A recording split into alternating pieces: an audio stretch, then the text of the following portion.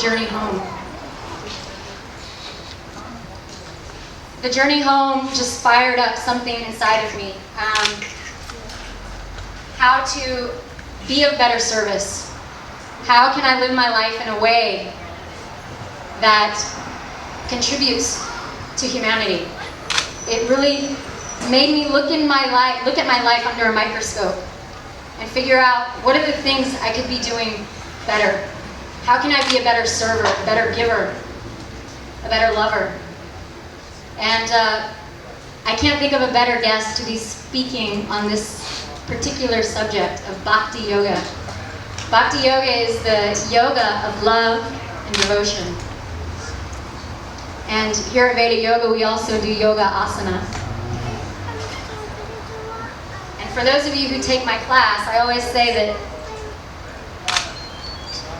without love, if your yoga practice isn't helping you to become a better human being, if it isn't helping you to be more loving and compassionate and forgiving and trusting and tolerant and humble, then your yoga practice becomes a less than a worthy cause. So, thank you for being here, Radhanath Swami. Let's give a great, big, huge, warm welcome to Radhanath Maharaj.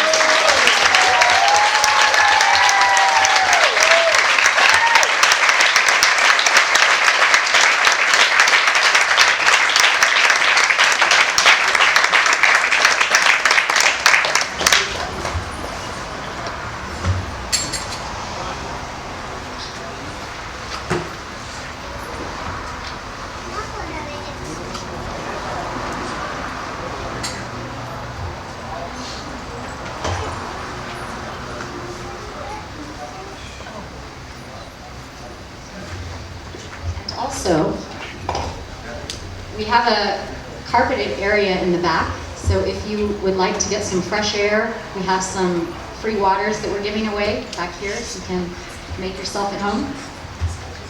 Oh, and there's also a speaker back there, so you'll be able to hear everything in here in the back. Thank you. Hare Krishna. Hare Krishna.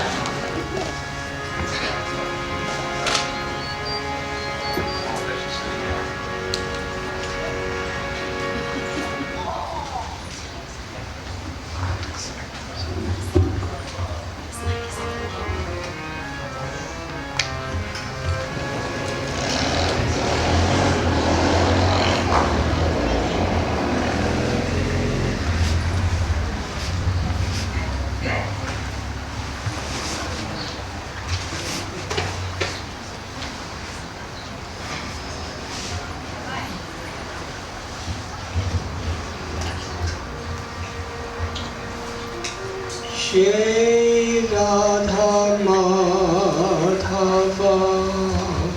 Kunja Bihari Gopi Jana Vallabha Giri Varadhari.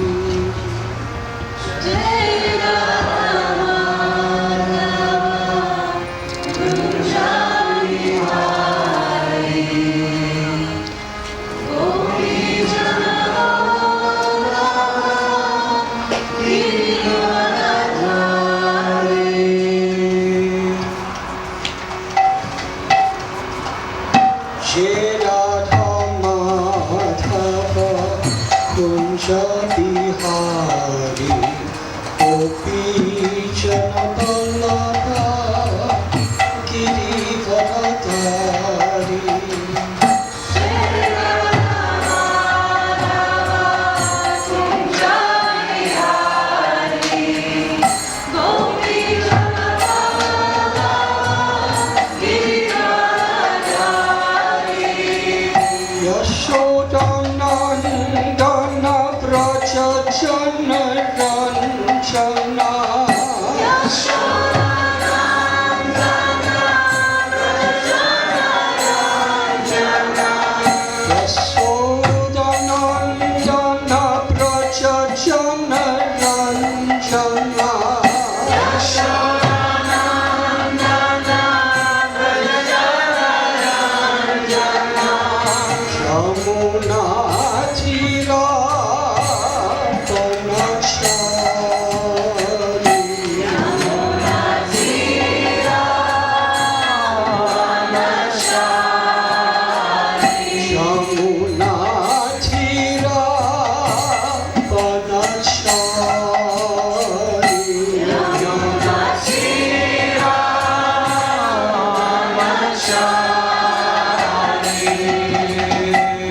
Shri Radha Madhava Kunja Bihari Gopi Jana Vallabha Girivaradari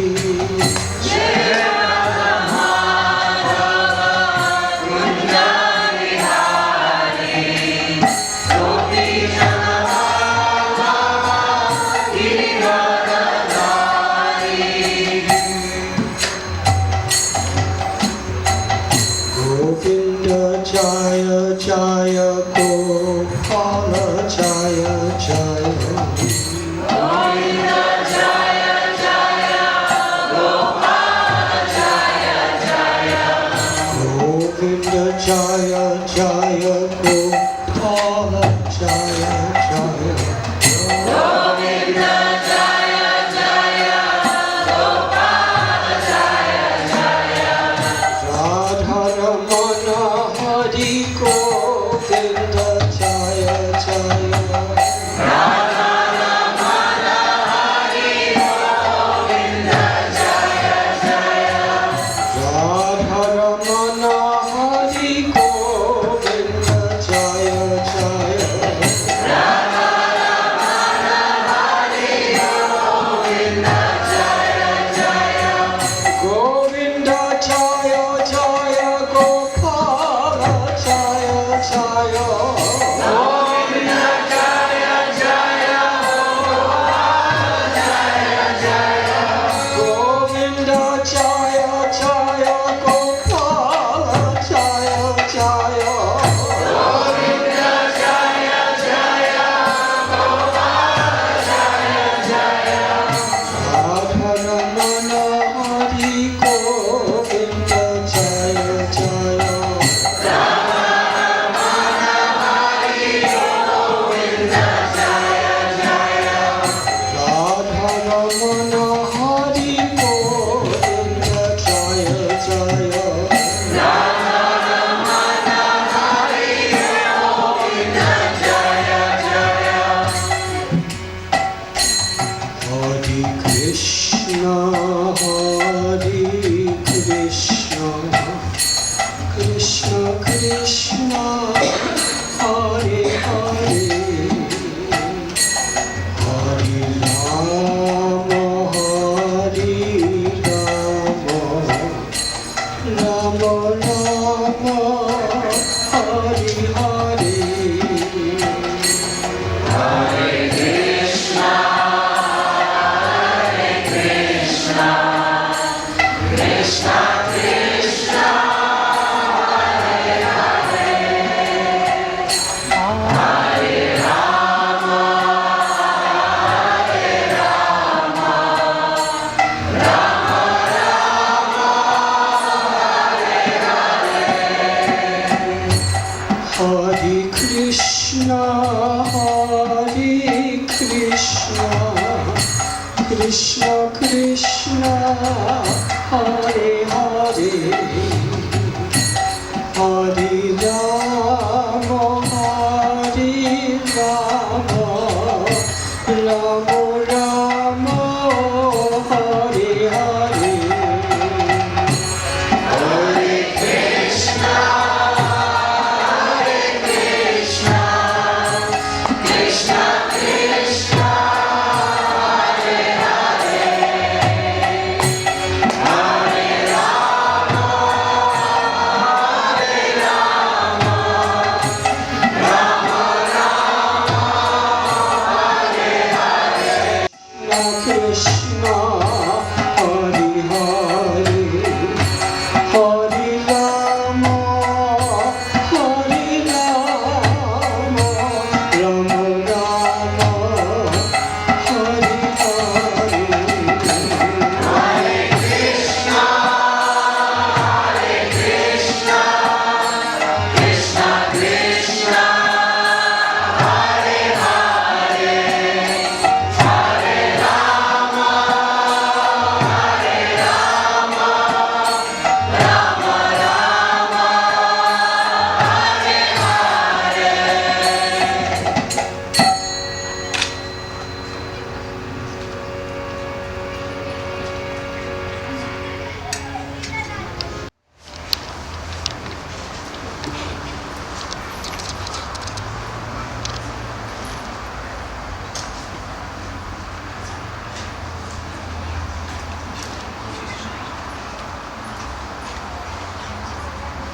very grateful, very honored, and very happy to be with all of you this evening.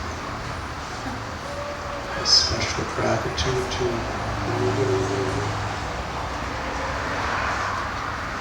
for opening the doors of this beautiful studio for all of us. And special gratitude to all of you.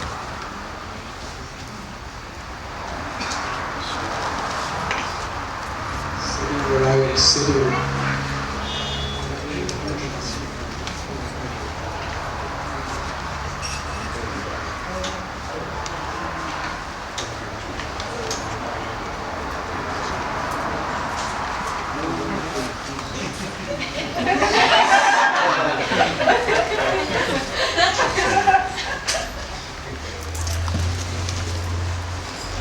in Sanskrit, the word for illusion is Maya. And our Gurudev Srila Prabhupada defines it as that which is not. In other words, what appears to be is not what it appears to be. So this yoga studio is really like that, because when I look in the mirror this way, it looks like that's where all of you are sitting. And as I was walking in this direction, I was thinking I was walking into you until I crashed into the mirror. But then when I sat down and looked this way, I thought I was looking at a mirror.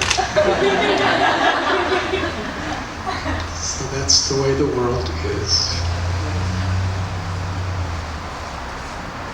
We are thinking in terms of what will make us happy, what is real. But unless we understand who we really are, the nature of our true self, then everything else we see is like looking in a mirror. It's not really the substance of what we're looking for.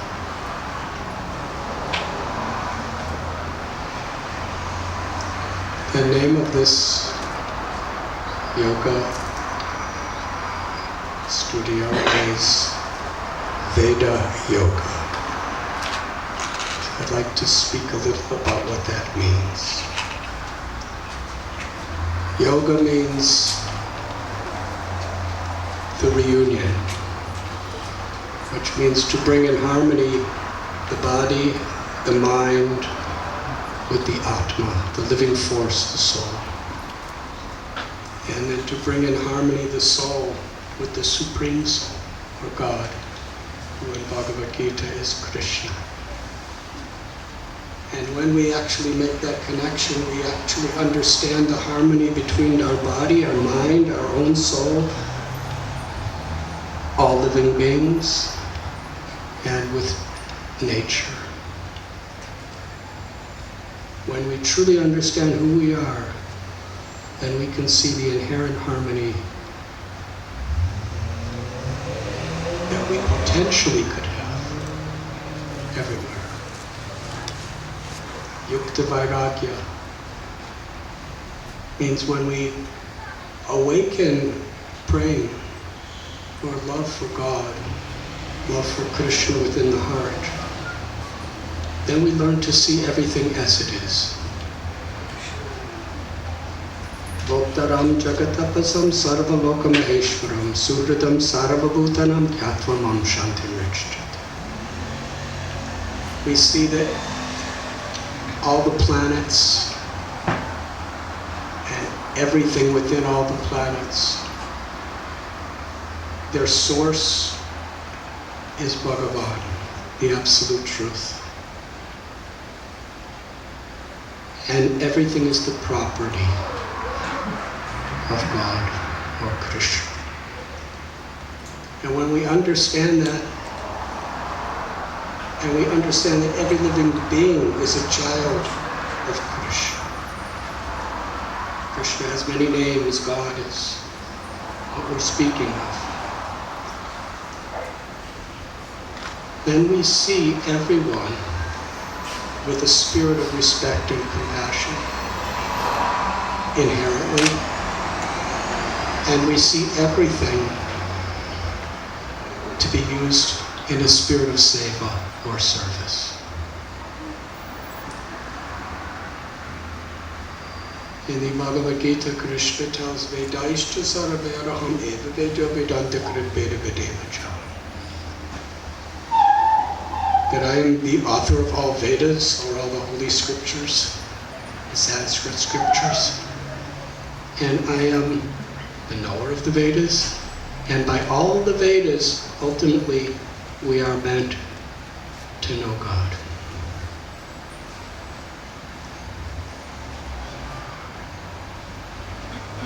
In another place, it is said in Bhagavad Gita, when you actually understand what is truth, what is knowledge, you will see that everything and everyone is coming from me, is in me, and is mine. Vidyavanaya sampane brahmani kavi hastini sunichaiva supake cha pandita samadarsha. True knowledge is when we make that connection with our own inner self and we understand our relationship with Bhagavan, then we see every living being with equal vision. Whether one is a high priest or whether one is in prison, whether one is black or white or red or yellow or brown or red, or whether one is male or female, or from the east or the west, or one is from one religion or another religion or no religion, or whether one is an elephant or a cow or a cat or a dog, or a donkey, or an insect. Wherever there's life, there is a sacred child of God. When we understand the sacredness within ourselves, then only can we actually understand who anybody else truly is. When we understand how we have been covered by illusion, and in a dream state have been thinking, I'm just this material body that's ever changing and this material mind that's ever changing, and I've been acting in so many ways due to the influence of this illusion. The source of illusion is a disconnection from ourself. That's essentially the cause of suffering, individually and collectively. Because the nature of the self is to feel the limitless, sweet, infinite love of God. It's everywhere. It's within us. And when we're touched by that love, there's a beautiful Sanskrit poem that the blue lotus only blossoms in the full moonlight. When the rays of the full moonlight touch the blue lotus, it blossoms. And when it blossoms, its sweetness fills all directions. And similarly, when we are actually touched by grace, touched by karuna, the grace of God, the love of God, that touch opens the lotus of our own heart. And the fragrance of our love spreads everywhere. Just like if you love someone, in today's world, sometimes ladies put perfume on to go and be with their beloved. I don't know how many of you do that. But if you put perfume on for your beloved, then everywhere you go, everyone enjoys your perfume. Yes? So similarly, when we actually awaken love for God, then naturally that love extends everywhere. Because we see every living being as a divine part of that God. This is knowledge. And the spirit of all the Vedas is for that transformation to take place. Anandamayo Vyasha, everyone is seeking happiness. Do you have cockroaches in Los Angeles? Aside from Mumbai, we have a lot of them. Well, whether it's a Mumbai cockroach or a Los Angeles cockroach, when they come in your house, what are they looking for? They're looking for pleasure. The same thing we're looking for. They just have their ways of pleasure. They're looking for food. They're looking for a safe place to sleep. And they're looking for raising a cockroach family.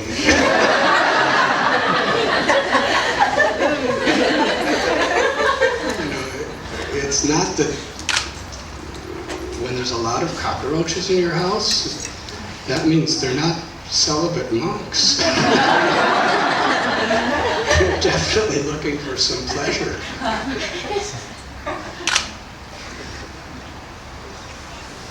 And the billionaires, the farmers, everyone is looking for pleasure. And everyone is looking to avoid those things that interrupt pleasure, which is pain.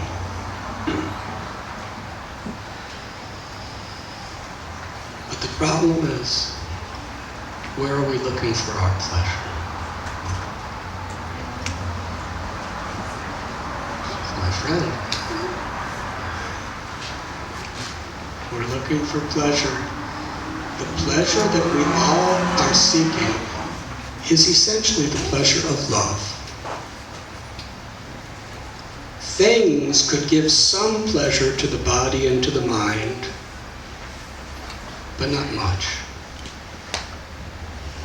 And not for very long. But things can never give pleasure to the heart. Only giving love and receiving love can touch the heart. And actual fulfillment is a state of the heart. It's not just a state of the mind and the physical senses.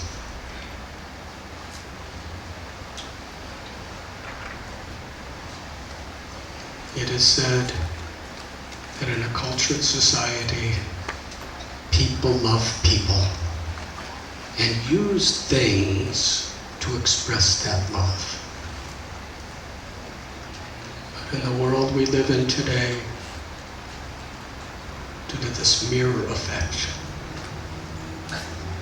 people love things. You see that mirror, that reflection is a thing. The people are on this side. That's just a thing. But we think the things are going to give us pleasure. And when we fall into that mistake, then we use people to get things.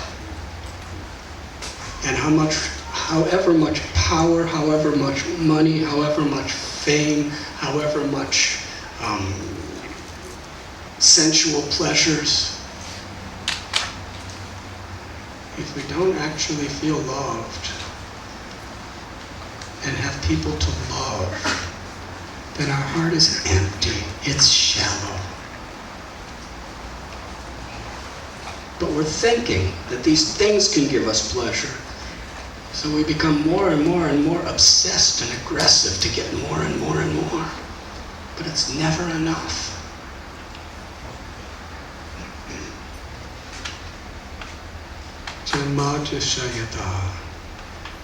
The origin of that experience is the Atma. The living being, the soul that's seeing through our eyes and hearing through our ears. the living being that has been the witness of all the various changes of our bodies and minds from our infancy to our childhood, to our adolescence, to our youth, and for some of us, our old age. We're the same person. We're thinking different. I really don't remember when I was thinking when I was 1 month old. But I know what I was thinking, even though I don't remember it, because I see what everybody else is thinking at that time. We're thinking, where is my mother's milk? Yes? I'm crying. We all cry for our mother's milk, or from some milk. When was the last time we've done that? That means our minds have really changed. When you were a little infant baby, you would never be thinking about the problems, that you would ever have the problems that you're thinking about now. So the Atma is witnessing this. And it is that soul, that living force, its nature is to love God and to feel the infinite sweet love of God. This is beyond sectarian limitations. And when that love is awakened, it is like watering the root of a tree. When you put water on the root of a tree, it naturally extends to every part of the tree. The leaves, the branches, the flowers, the twigs. And similarly, when we actually connect to that love within ourselves, which is our very root, then it extends everywhere. And when it extends into this world, it takes the shape of compassion. Compassion is when we love, we hate the disease. The reason we hate the disease is because we love the diseased.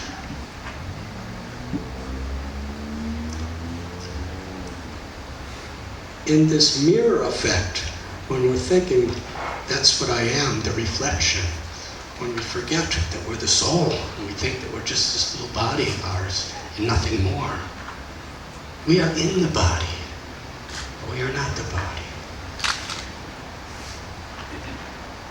And when we forget our true happiness and we're looking for it everywhere else, then the tendency is we get caught up with selfishness, greed, anger when we're dissatisfied, envy when somebody else is doing better. So many passions and illusion.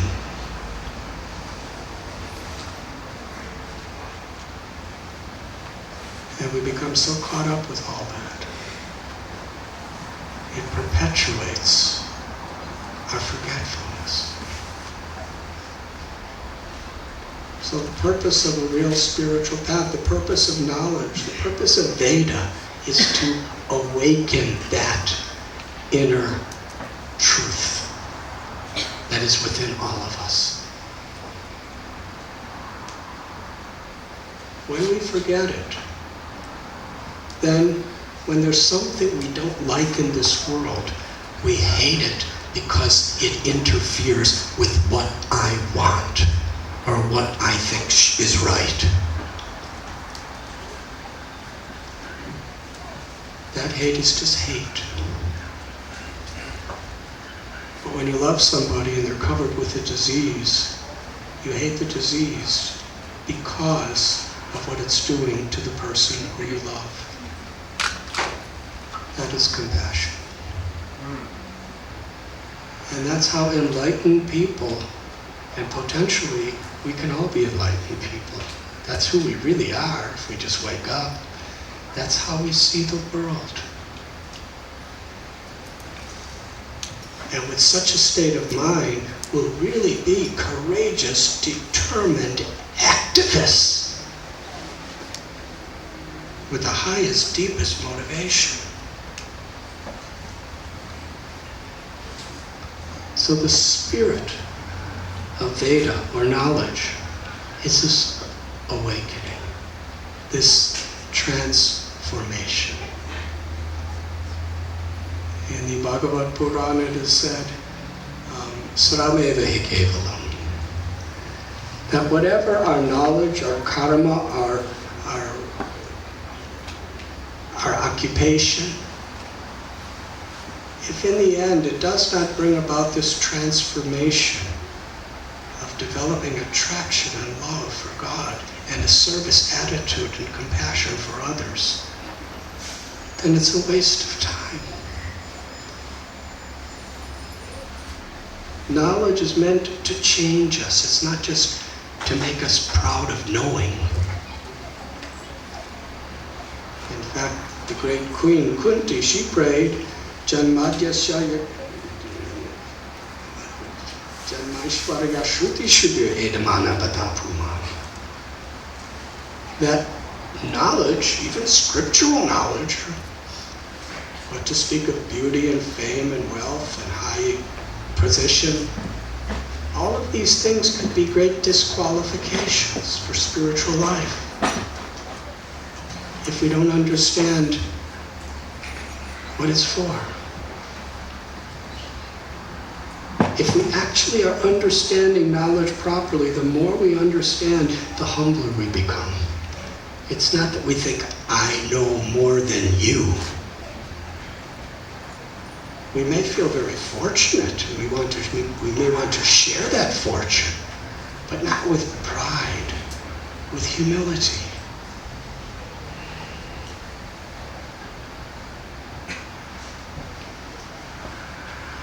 There are so many knowledge of the soul. When we actually understand, I'm not this body, I'm the spirit soul. I have seen, I think anybody who's been around with this knowledge over time can see that sometimes when somebody is sick and suffering, instead of thinking, how can I, encourage this person to come closer to their soul, we say, you're not the body. You're in Maya. And we don't care anything about their suffering. What does that mean? That means you have theoretical knowledge, but our Guru, Srila Prabhupada, there are so many stories. One is, he was in Mayapur, which is the international headquarters of our society, one of the holiest of all holy places in the world, in India. And there were hundreds and hundreds of people from all over the world, I think thousands. And they were having a beautiful ceremony to honor him. And as that was going on, he saw one person had a boil on his foot. And Prabhupada called him over and said, what's happened to your foot? He said, I have a boil. He said, what are you doing for it? He said, I don't know what to do for it, because he's an American boy and he's in India. So Prabhupada said, get a piece of paper and a pen. The person got a piece of paper and pen. He said, mix some ghee with some turmeric and some, and he gave him a natural remedy. And he said, put it on it right away.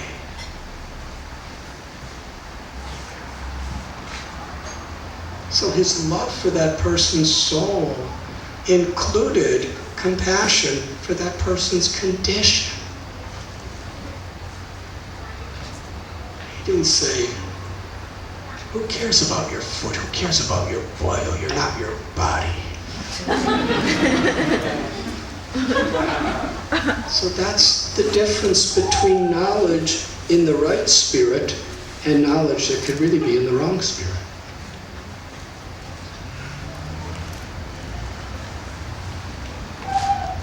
In the Srimad Bhagavatam, there's beautiful descriptions of various incarnations of God.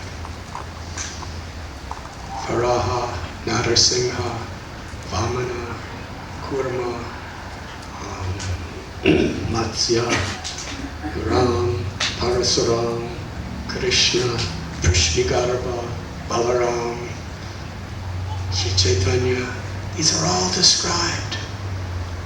And if we understand the spirit of that, Bhaktivinoda Thakur, he was a great devotee of Krishna. He was a person whose wife, Bhagavati, was as saintly as he was. They had 10 children.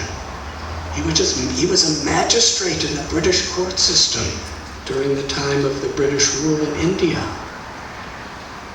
But yet, even the most renounced babas and sadhus and yogis would come to hear him speak and receive his blessings. Because although he was performing so many apparently worldly duties, he did it with such realization, with such love, with such compassion, and with true knowledge. And he wrote a beautiful thing. He said, when I go to the place of another religion and I see them worshiping God, I may not understand exactly the details of what they're doing. He said, but I feel so happy because I see they're worshiping my Krishna. They may have another name and they may have other rituals, but they are worshiping my Krishna. So that makes me so happy. If we understand the essence of our own spiritual path, we will appreciate the essence of other spiritual paths. If we can't, that means our own understanding is very superficial, very external. It's knowledge without the spirit of knowledge. The concept of karma. For every action, there's an equal corresponding reaction. Or as the Bible says, as ye sow, so shall ye reap. It's a principle. But what is the spirit of karma? Why does God and the great sages give us this knowledge? Only for one purpose. To lift us up. Just to know these things doesn't really help us at all, unless it transforms us.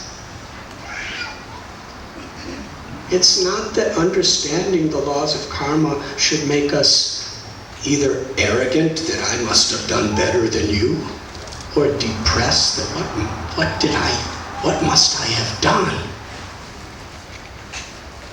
Depression never brings anyone up. This knowledge, this wisdom has been given to uplift us. To understand that we are responsible for what we do. I remember some time ago, I got malaria. How many of you have had malaria? Please raise your hands.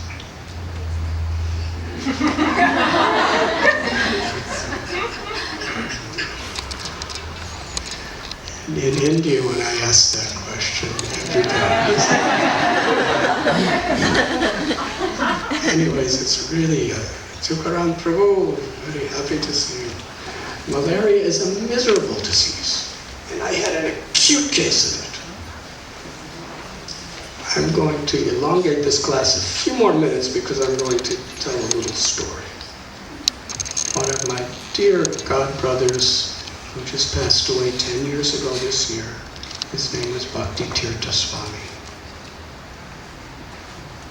And he was living in Africa, and I was living in India. And every year we would meet a couple times, believe it or not, in Washington, D.C. Because he had a project there in Washington, D.C. also. And we would talk. And we would talk, and we would just keep talking, and then we would talk more. We had so much to share with each other. And part of the so many years, and everyone around me had gotten malaria, but I have never gotten malaria. And I would say to him, I have been in India for so many years, and almost everybody else has gotten malaria, and I have never gotten malaria. And we were sharing that knowledge for about 7 or 8 years.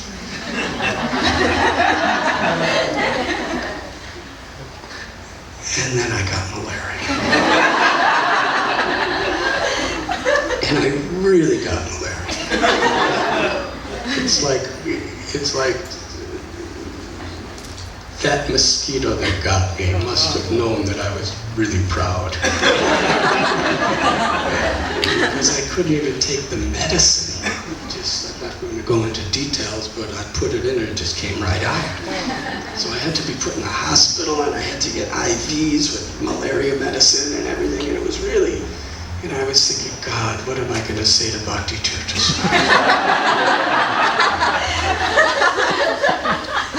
So then, about 6 months later, I go to Washington, D.C. And we're together. And he looks at me. He said, I'm ashamed to tell you this. I got malaria. I said, what day did you get malaria? This is the truth. He told me what day he got malaria. I said, that's the same day I got malaria. He said, mine was so bad the medicine came out. I had to go to the hospital and get intravenous. I said, me too.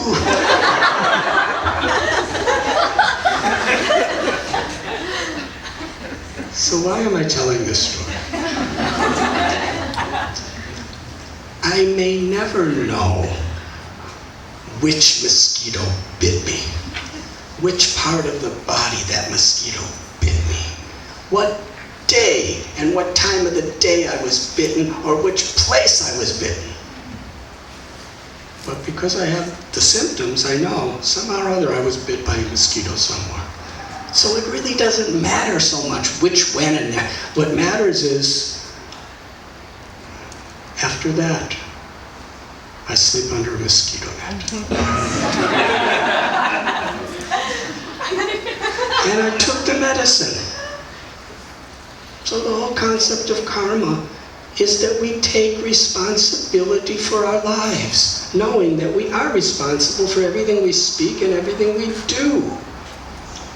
And if we actually are taking responsibility now, and we're taking the medicine, in our tradition, Enichi Ashadi Maya Nashi Barulagi Harinama Mahamantra Lao Tumi Magi.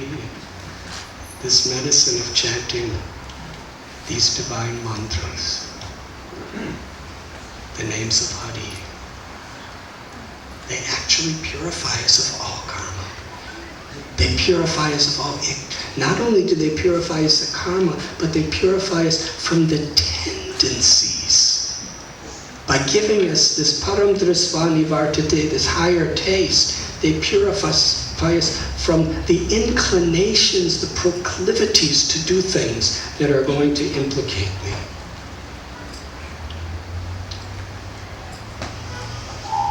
So when we're living with a pure life because we understand we're responsible, and we're actually taking shelter of that higher power of God's grace, that's the spirit. That's why we're giving all knowledge of everything, to bring us to that spirit. And if a little guilt helps us to find that joy in life, it's good. But if guilt just pushes us down, then it has no value. That's not what knowledge is for. Knowledge is meant to uplift us, to take responsibility, to understand who I am and what our true nature is. But just that understanding has no value whatsoever unless we live according to that understanding. I don't know if any of you have ever heard of this, because you have your GPSs on your cell phones and everything, but there used to be something called a map.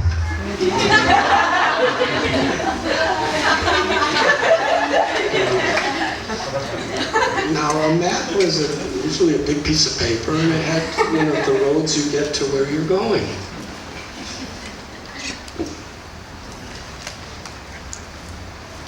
Now, if you memorize the map because you want to get to San Francisco, and you understand what roads and what places are going to divert you or to detour you, and you just know where you're going and how to get there. That's really important. Otherwise, you might go the wrong way. But if you're just sitting home looking at the map, you're never going to get there. So knowledge, jnana vijnana triptatma, the Gita tells. Knowledge is meant for realization, for direct experience, for elevation of our consciousness. And the spirit of knowledge is to actually inspire us, encourage us to do the right things, and then to move forward. So that we actually reach our destination.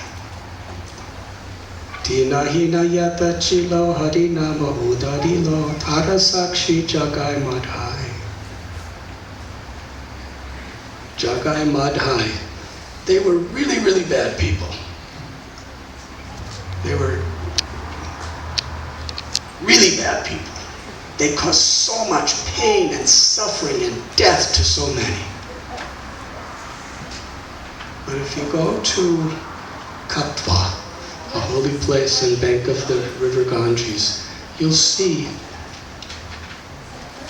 hundreds of people come every day to their memorial, their tomb, because they became pure saints. They became truly humble. Everyone, whoever we are, we can be transformed because that's who we always are. We can cover it, but we can't change the true essence of ourself. There's a beautiful story in Chaitanya Charitamrita. Sri Rangam is, for many centuries, the holiest place in the southern provinces of India. And in this place, today it's still the largest temple in all of India. And about 500 years ago, it was such a high seat of learning. The greatest scholars, pundits, spiritual professors, they would all meet in a specific courtyard.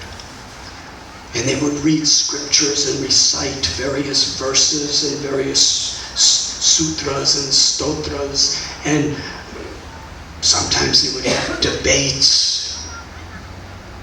Sometimes they would have very, very profound, deep discussions where they would be cross-referencing every word, every verse. These were really scholars. And there was one simple man. He was more or less illiterate. And he would sit there, and every day he would struggle, stumbling through reading all the 700 verses of Bhagavad Gita. Now, why would he do it there? Everyone there practically had all these scriptures memorized, and they were very, very particular that every syllable had to be pronounced perfectly. And he was saying everything wrong. Sometimes the scholars would laugh at him. Sometimes they would ridicule him. Sometimes, what are you doing? But he would just humbly read. So Sri Chaitanya is described from 5,000 years ago that he was an incarnation of Krishna that would appear in this world. Radha Bhavaduti Subalitam Nomi Krishna Swarupa.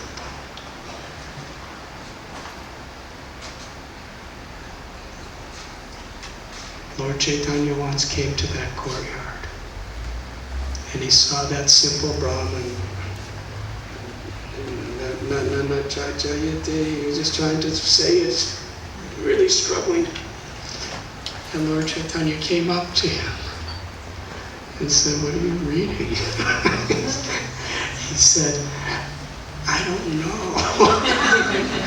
He said, "I'm reading Bhagavad Gita every day. Sometimes I say it right, sometimes I say it wrong. I don't even know the difference because I'm kind of illiterate.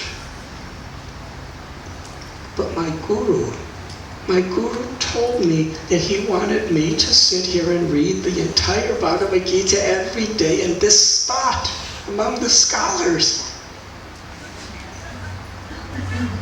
Lord Chaitanya saw his humility and his spirit of devotion.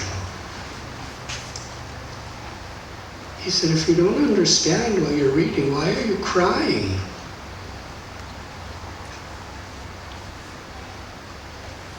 The man said, "As I'm reading, I'm just seeing a picture in my mind.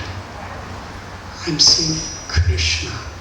He's so beautiful, with a beautiful complexion, beautiful, loving eyes. I'm seeing this Krishna, and he's taking the role of a charioteer to serve his own devotee. He's lovingly serving his own devotee. The Lord's love for his devotee. He's taking a subordinate position, and in this, he's speaking the Bhagavad Gita. And when I think of the love of Krishna for all of us, it's just swelling my heart with such gratitude. I cry." Lord Chaitanya lifted him up and said, "You are the true knower of Bhagavad Gita," and embraced him. "You have understood the essence." So what is the purpose of all the knowledge we learn? It's to bring us to this appreciation of the value of prema, or love of God. And to appreciate that that love of God is our innate, inherent nature. It's our greatest wealth. It's our truest happiness. And it doesn't have to be derived. It just has to be awakened. Bhakti is that beautiful natural path of awakening that love that's within us. That same Lord Chaitanya, just a couple months later when he was in South India, he came to an area. It was really a strange situation. There were these young ladies. When they were very small girls, they were somehow or other exploited. And these people exploited them to make them think that they were the brides of God. And these priests were saying, we are the representatives of your God. And God wants you to steal and to plunder and to kill. And they started doing it. They were kind of like slaves. They were robbing, they were stealing, they were killing. They were making money in very, very unbecoming ways. And at the beginning, they really felt guilty. But as the years went by, and they just kept doing it, they lost all sense of guilt.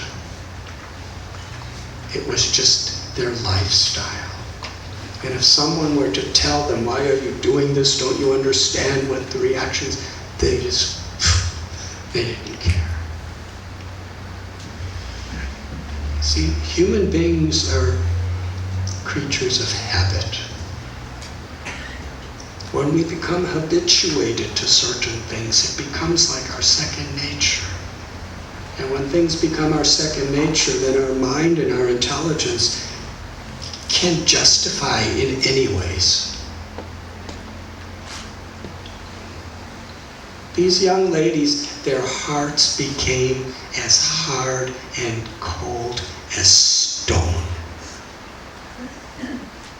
They didn't think twice about doing anything malicious or cruel for their purposes. They completely lost connection to any sense of value, integrity. And here they see this very beautiful sannyasi, a Swami, who's coming. And they looked at him in such a way they really, really wanted to exploit him. But then something happened. Would you like to know? Is this story too strange for you? Lord Chaitanya gazed upon them with such compassion. They were completely disoriented because nobody looked at them with compassion.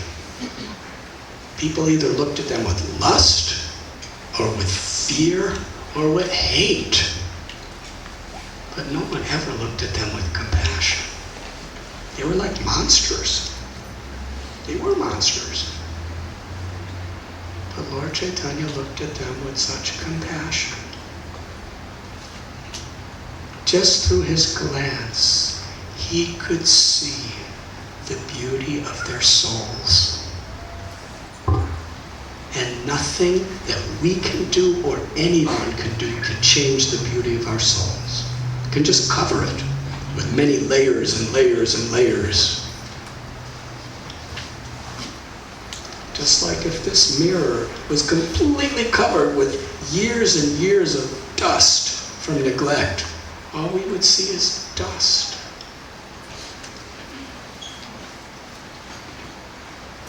The mind is like a mirror. And when the dust of selfishness and greed and envy and all these things and trying to exploit, when we just continuously cover our mind with this dust throughout this life and previous lives, we can't see who we are. Ceto Darapana Marajana.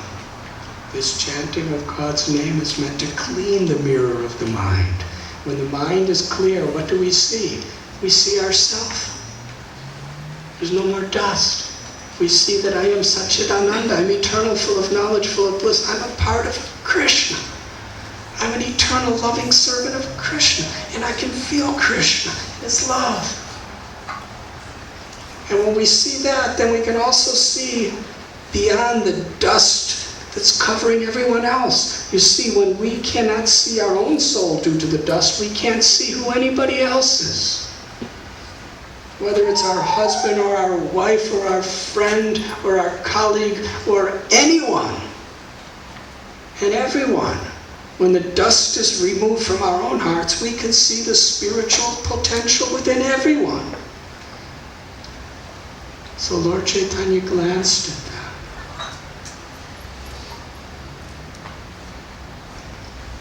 And through his glance, for the first time in years, they started feeling guilty for all the stuff that they were doing. My God, what have we been doing? We haven't even thought about what we're doing. We just do it and do it and do it.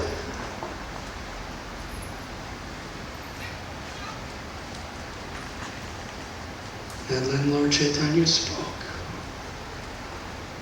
He said, you are all beautiful souls. You are all children of God. Love for Krishna is within you. It's your wealth. It's the truth of who you are. he saw that potential within them.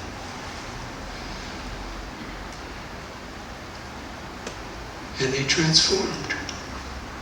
The knowledge he gave them transformed them. They became compassionate. Their greatest joy in life was to serve others, body, mind, and souls, by enlightening others. And that group of people, instead of being known as monstrous, murdering, crazy people that people feared, now, wherever they went, people were bowing down to them because they saw that they were truly saints. People were coming for their blessings. And they would induce people to take the names of God and find true happiness because they found it within themselves. That transformation is the purpose of knowledge. That transformation is the highest purpose of all of our occupations in this world.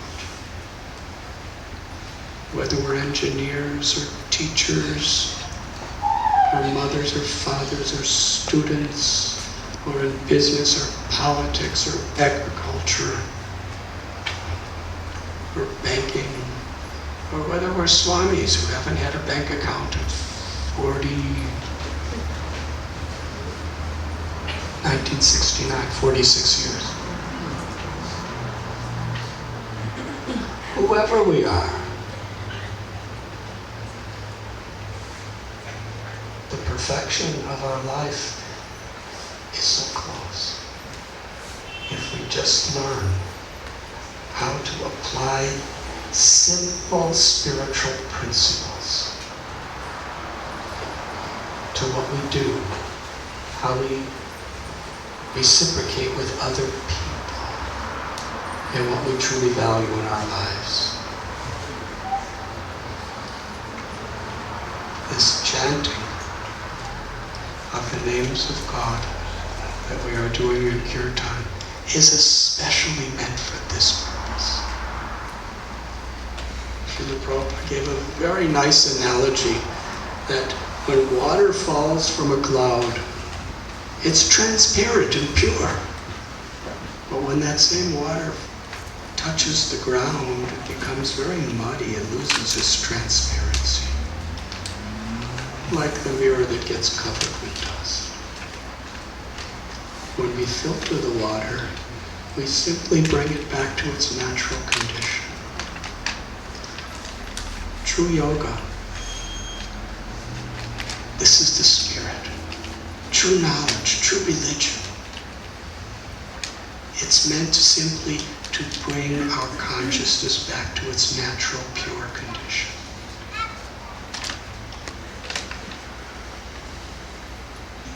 Of truly being happy.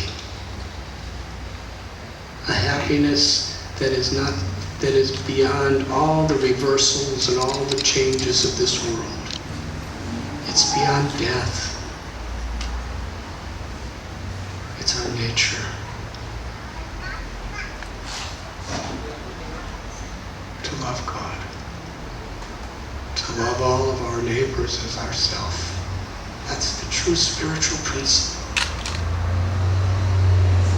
And such love, when it is unmotivated and uninterrupted by circumstances or by selfishness or arrogance, it completely satisfies the self.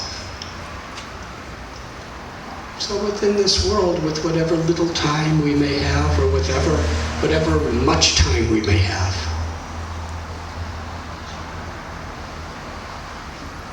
this is the opportunity that all of us have. Thank you very much.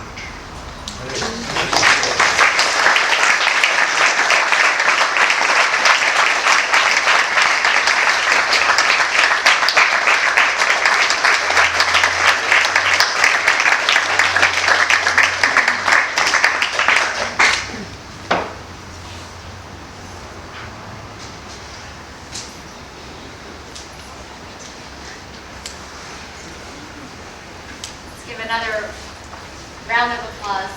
Radhanath Maharaj.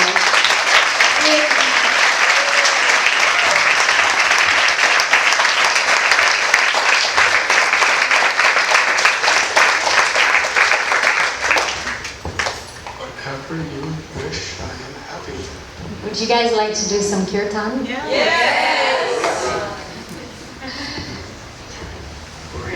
For your happiness. We also have available in the back for sale the Journey Home. So if you haven't already purchased the book, it's a wonderful read. It'll definitely inspire you on many different levels. And yeah, that's it. Thank you all so much for being here, and have a wonderful night. Hare Krishna. Hare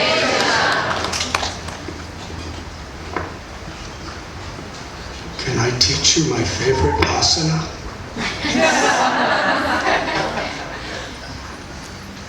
We call it Sharanagati asana. Sharanagati means seeking shelter.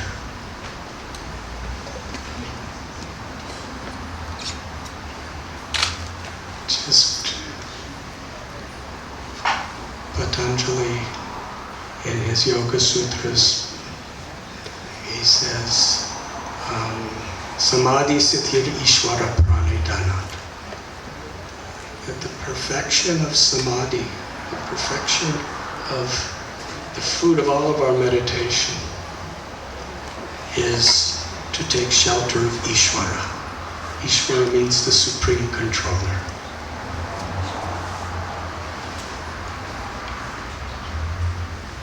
And he says if somebody takes shelter, Ishvara Pranidhana, then that person has perfected all the asanas without doing any asanas or pranayam or yamas, niyamas. It's been a long time. Asana, pranayam, dharana, pratyahara, dhyan, and samadhi. So one perfects all those processes if one does Ishvara Pranidhana. And if one does all those processes and achieves perfection, then one culminates with Ishvara Pranidhana. So I'm going to give you a shortcut. You can do all the rest too. But this Sharanagati asana is a way of, because Kali Kale Namarupe Krishna Vata. Nam Namakari Bahuda Nija Sarva Shaktis.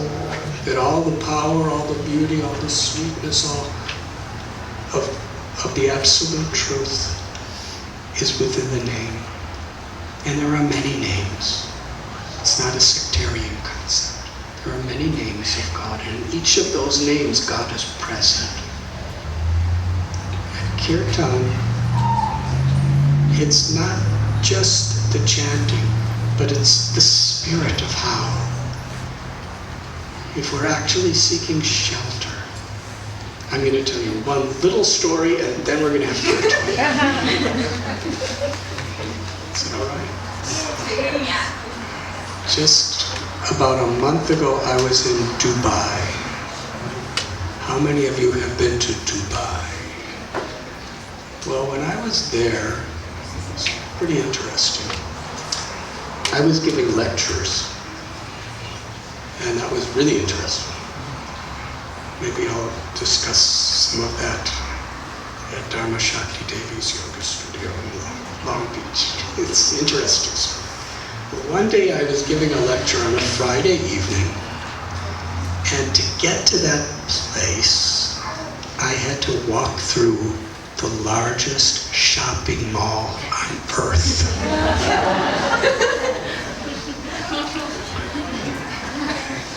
And I never go to shopping malls. I never buy things. You know, if people don't give me stuff, I don't need it. That's just my life. But so I never go shopping. So here I am walking through this shopping mall on a Friday night. It was huge. It was really an expensive shopping mall. There's all these very high-level shops, and they're very ornamented. And then I look up and I see like a 4-story aquarium. She looked about 5. I didn't ask her. But she had blonde hair and she had blue eyes, And she was laughing so loud.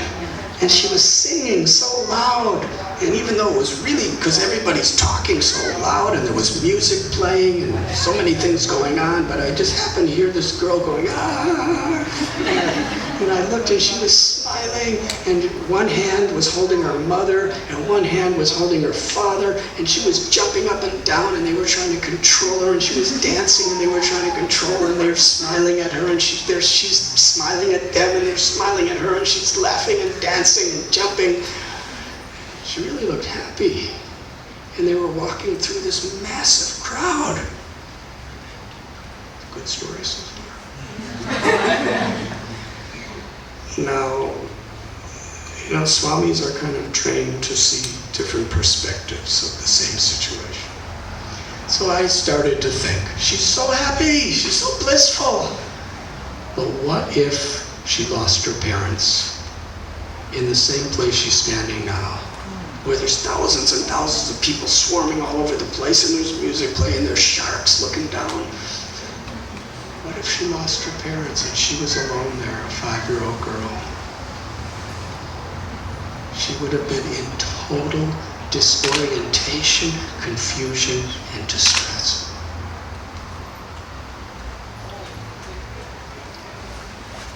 But she was in a completely fearless, blissful state. Why? Because there were other people there who many of them were possibly more educated than her parents, and some of them were more healthy and more physically fit and more strong than her parents.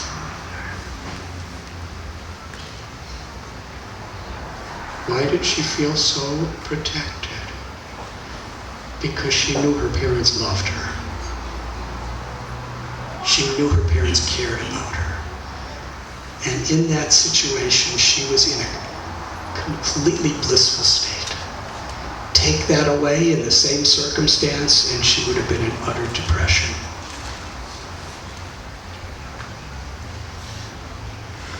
So in this world, where anything could happen at any time, of course in California, people like to think that everything's really nice.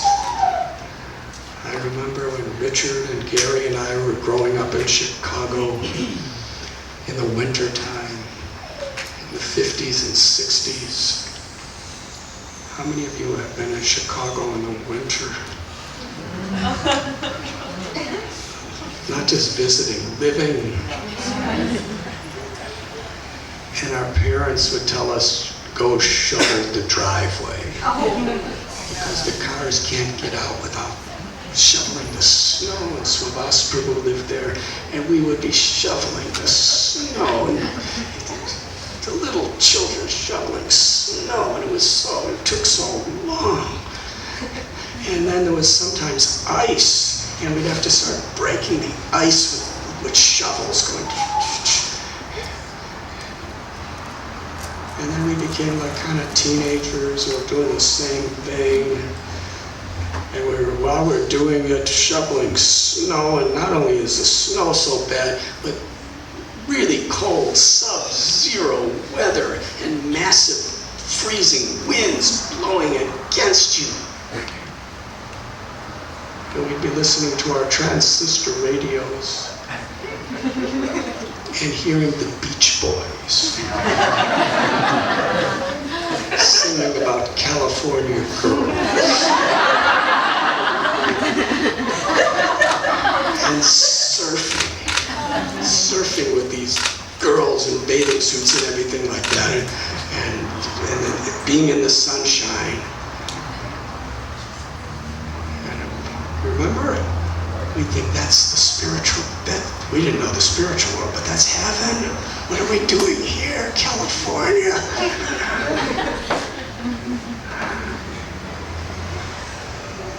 But then when I actually came to California, I was pretty disappointed.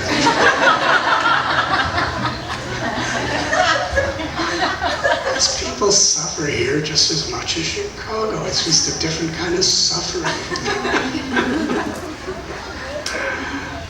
But anyways, back to Dubai.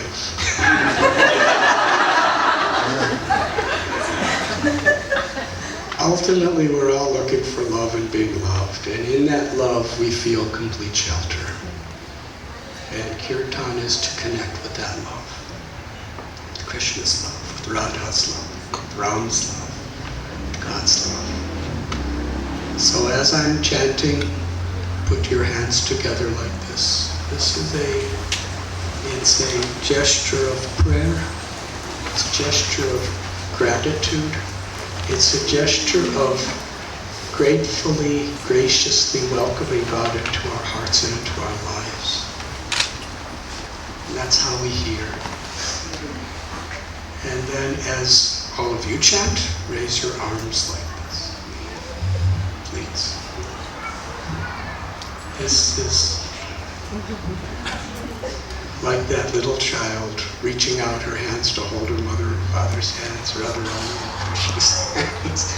It's reaching out to receive that love, that grace.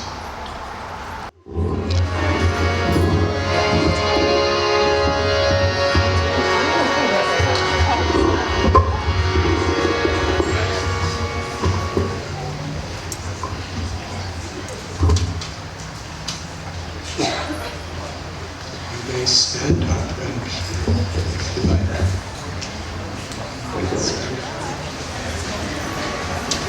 Shri Krishna Chaitanya Prabhu Nityananda Shri Advaita Gadadhara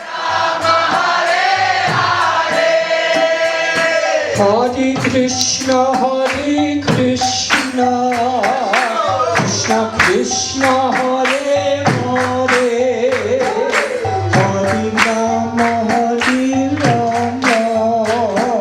Ram Ram Hare Hare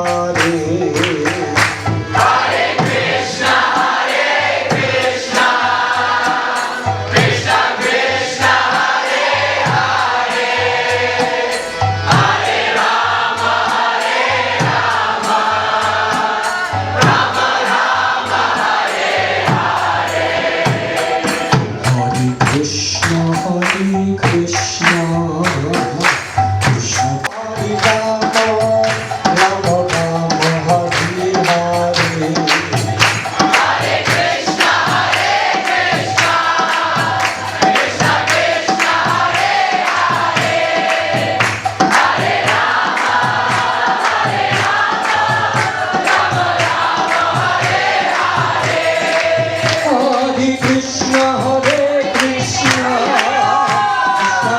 Krishna Hare Hare Hare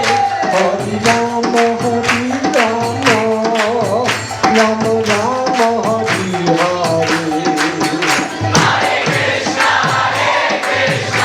Rama Rama Hare Hare